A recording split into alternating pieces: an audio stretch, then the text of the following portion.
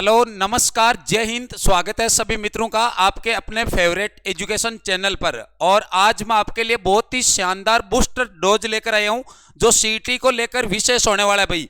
और इस booster dose में अपन एक तो करंट में पढ़ने वाले हैं 2022 की जो भूजल रिपोर्ट है उसके पूरे के पूरे आंकड़े, और उसके अलावा नदियों में जो कंफ्यूज करने वाले जितने भी फैक्ट है पूरे के पूरे फैक्ट आपको एक जगह ट्रिकों द्वारा मिलने वाले भाई।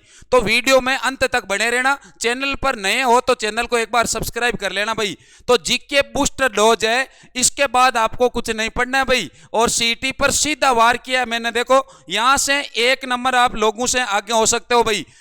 राजस्थान की नदियों का देसी जुगाड़ द्वारा अपन नदियां याद करने वाले हैं। उसके अलावा देखो राजस्थान में कुल नदी बेसिन कितने हैं, कुछ बेसिक चीजें एक बार देख लो। कुल नदी बेसिन कितने हैं? 15। और उप बेसिन पूछ ले तो आपको बताना सर उप बेसिन है ये 58 है भाई, है ना। एक मैंने लिखा है नदी द्रोणी क्या होता है और एक नदी संबर क्या होता है। जिस नदी का अपवाह क्षेत्र बड़ा हो उसे अपन बोलते हैं नदी द्रोणी। जिस नदी का अपवाह तंत्र, जैसे मैं बोल लूं कि चंबल नदी, तो चंबल और चंबल की सहायक नदियां जिस क्षेत्र विशेष की नदियों को लेकर आगे बढ़ती है उसे अपन नदी द्रोणी बोलते हैं। और नदी संबर बोला जाता है जिसका अपवाह तंत्र छोटा हो, या इसे बोलते हैं जल विभाजक। जल विभाजक भी बोला जाता है। यानी कि एक नदी द्रोणी दूसरी नदी द्रोणी द्वारा, एक नदी द्रोणी दूसरी नदी द्रोणी द्वारा जिस पर्वत या जिस भाग से अलग होती है उसे नदी संबर बोला जाता है। नॉर्मल याद रखो, ये थोड़ा एग्जाम की दृष्टि से मोस्ट है। पहली बात तो देखो याद रखना, लूणी नदी का उद्गम, चंबल नदी का उद्गम, ये बेसिक चीजें सबको आती है। लेकिन इनमें से प्रश्न आएगा तो आप लाखों लोगों से आगे होने वाले हो भाई। तो वीडियो में अंत तक बड़े रहना। भूजल रिपोर्ट 2022 इसके भी पूरे आंकड़े आपको यहां पर मिलने वाले हैं। 1 नंबर पर लिखा है सर्वाधिक जल ग्रहण वाली नदियां कौन सी है। कि सर्वाधिक जल ग्रहण वाली नदी, तो आपको बताना है सर्वाधिक जल ग्रहण की क्षमता किस नदी की है सर? बनास नदी की है। बनास के बाद 2 नंबर पर लूणी नदी है, 3 नंबर पर चंबल नदी है, और 4 नंबर पर कौन सी नदी है? माई नदी। कई बार एग्जाम में ये कंफ्यूज कर देते हैं, चंबल, माई, बनास, जल ग्रहण वाली नदियां, अपवाह तंत्र वाली नदियां, सतही जल वाली नदियां, सर्वाधिक जिलों में बहने वाली नदियां। पूरा का पूरा मैटर एक साथ लिख लेना अपने नोटबुक में भाई, और बूस्टर डोज हेडिंग लगा लेना। अब देखो यहां पर आप याद रखो ट्रिक में बल्लीचा जल ग्रहण की क्षमता सर्वाधिक कहां पर है? बल्लीचा में भाई। बता देना कि सर जल ग्रहण की क्षमता सर्वाधिक बल्लीचा में। सर बल्लीचा में कैसे? बनास, लूणी, चंबल, माई, जल ग्रहण की क्षमता सर्वाधिक कहां पर है? बल्लीचा में।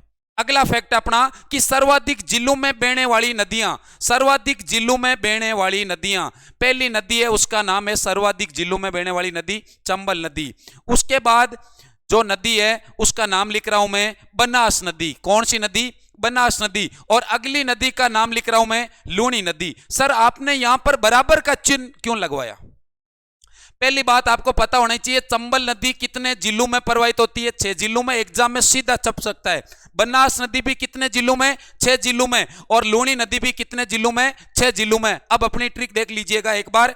यहां पर आप याद रखो ट्रिक में क्या याद रखना है सर, ट्रिक कैसे याद रखें। पहली नदी कौन सी? चंबल। अरे पहली नदी कौन सी? 6 से चंबल, बे से बनास, ले से लूणी। चंबल, बनास और लूणी ये 3 नदियां हैं जो सर्वाधिक जिलों में प्रवाहित होती है, और सर्वाधिक 6 जिले भाई। अगला फैक्ट आपके सामने स्क्रीन पर, लंबाई के आधार पर राजस्थान की नदियों का क्रम बताओ। लंबाई के आधार पर राजस्थान की जो नदियां हैं उनका क्रम बताओ। सर सबसे लंबी नदी सर चंबल है। सर चंबल के बाद सबसे लंबी नदी उसका नाम माही नदी है। माही के बाद सबसे लंबी नदी बनास नदी है, और उसके बाद सबसे लंबी नदी ये अपनी लूणी नदी है भाई। ये आपको याद रखना है लंबाई के आधार पर नदियों का क्रम। अब देखो यहां पर मैं ट्रिक बता देता हूं, ध्यान से देख लेना, ये ट्रिक बहुत काम की है भाई। देखो सबसे लंबी नदी चंबल, चंबल के बाद माई, माई के बाद बनास, और बनास के बाद लूणी, तो टाबरू ट्रिक आई बन गई चंबल। चंबल ट्रिक से आपको याद रखना है।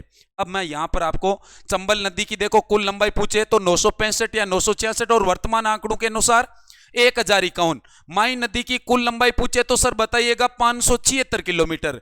बनास नदी की कुल लंबाई वर्तमान आंकड़ों के अनुसार 512 वैसे 480, और लूनी नदी की कुल लंबाई 495 किलोमीटर। याद रखिएगा 465 तो किस नदी की लंबाई है? 465 सर घग्गर नदी की लंबाई है। ये नदियों में आपको याद रखना है। माई नदी की राजस्थान में पूछ ले तो 171 याद रख लो। बनास की पूरी राजस्थान में, लूनी नदी की राजस्थान में 330 किलोमीटर है।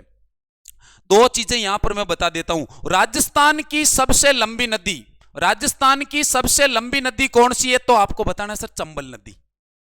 लेकिन आपको एक नाम दे दे कि पूर्णतः बहाव की दृष्टि से राजस्थान की सबसे लंबी नदी बताइएगा, तो आपको बनास बताना है। पूर्णतः बहाव का मतलब है उस नदी का पूरा बहाव कहां पर होना चाहिए? अपने राजस्थान में होना चाहिए। तो बनास नदी का उद्गम भी राजस्थान में खमनोर की पहाड़ियां, और समापन भी राजस्थान में, और राजस्थान में समापन कहां पर है? तो आपको बताना है सर राजस्थान में समापन है रामेश्वरम गांव सवाईमाधोपुर में, चंबल नदी में मिल जाती है भाई। आगे देखिएगा कि जल की उपयोगिता यानी कि जैसे पेयजल, सिंचाई, जल विद्युत, इस आधार पर जल की उपयोगिता के आधार पर नदियों का क्रम। तो सबसे लंबी नदी है चंबल, तो सबसे ज्यादा जल किसका काम में लेते हैं अपन? राजस्थान वाली नदियों में सर चंबल का लेते हैं, चंबल नदी का। और आपको पता है चंबल नदी पर बांध भी, राणा प्रताप सागर बांध, कोटा बेरा सागर बांध, जवाहर सागर बांध, जिनसे विद्युत का उत्पादन भी होता है और सिंचाई भी होती है, पेयजल होता है। उसके बाद बनास नदी पर आपको पता है बिशलपुर बांध परियोजना बनी हुई है, जो राजस्थान की सबसे बड़ी पेयजल परियोजना है। तो 2 नंबर पर बनास याद रखिएगा। 3 नंबर पर माई नदी, और आपको पता होगा माई नदी पर माई बजाज सागर बांध है, जो राजस्थान का सबसे लंबा बांध है भाई, 3109 मीटर। उसके बाद नदी याद रखिएगा साबरमती, उसके बाद लूनी। आप 3 भी नदियां याद रखोगे तो अपना काम बन जाएगा। एक तो याद रखना लूनी, मेन तो देखो यही 4 नदियां चलने वाली है, पूरा खेल इन 4 ही नदियों का है, चंबल, बनास, माई और लूनी। लूनी नदी को लास्ट में रखना है। क्यों रखना है? क्योंकि सर ये लूनी नदी मरुस्थल में बहने वाली है, और मरुस्थल में आपको पता है वैसे ही वर्षा वगैरह कम होती है। उसके बाद सर्वाधिक अपवा तंत्र वाली नदियां, अपवा तंत्र 1 नंबर चंबल नदी, 2 नंबर लूनी नदी, 3 नंबर बनास नदी, और 4 नंबर पर माई नदी। अपवा तंत्र में याद रखना है कि चल, अरे अफवाह फैल गई कि चल यहां पर तो क्या रखा हुआ है? बम रखा हुआ है, कि चल यहां पर बम रखा हुआ है, ये अफवाह फैल चुकी है भाई।